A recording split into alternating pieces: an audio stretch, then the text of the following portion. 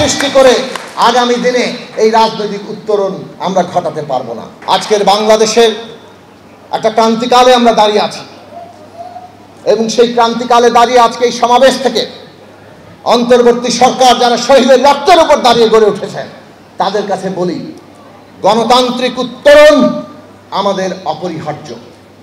আর সেই গণতান্ত্রিক উত্তরণের জন্য বিচার, সংস্কার, নির্বাচন সবকিছুই অপরিহার্য।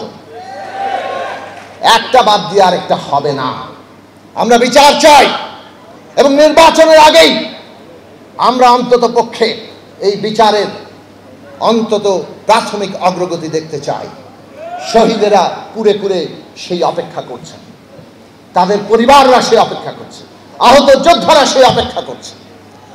আমরা সংস্কার কাজকে এগিয়ে নিয়ে যাওয়ার জন্য অন্তর্বর্তী সরকারকে ধন্যবাদ জানাই। তারা ঐকমত্য কমিশন, তার আগে সংস্কার কমিশন করেছেন। আমরা ঐকমত্যে এসেছি। জুলাই জাতীয় সনদ সই হয়েছে। সবাই মিলে এত বড় ঘটা করে জাতীয় অনুষ্ঠানে আমরা যে সংস্কার সই করলাম, এই সংস্কার তো নির্বাচনের মধ্য দিয়েই সম্পন্ন হবে। জনগণের নির্বাচিত পার্লামেন্ট ছাড়া সংবিধান বদলে না। জনগণের নির্বাচিত পার্লামেন্ট ছাড়া কোনো সংস্কার স্থায়ী হয় না, টেকসই হয় না। কাজেই নির্বাচন লাগবে এই সংস্কারকে বাস্তবায়ন করার জন্য।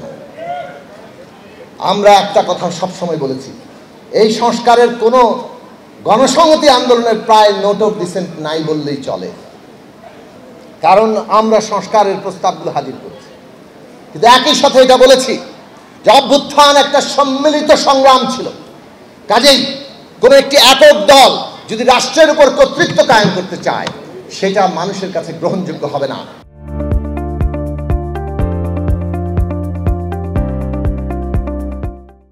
সেটা বরং সংঘাতের সৃষ্টি করবে।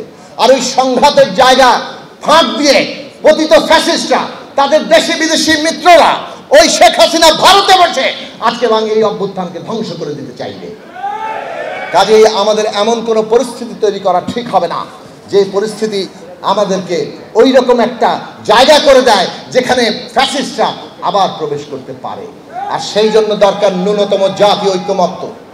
ন্যূনতম জাতীয় ঐক্যমত্য ছাড়া এই যে সম্মিলিত সংগ্রাম, এই যে সম্মিলিত অংশগ্রহণ, তাদের প্রত্যেকের ন্যূনতম জাতীয় ঐক্যমত্য ছাড়া আমরা এই রাজনৈতিক উত্তরণ যথার্থভাবে ঘটাতে পারবো না।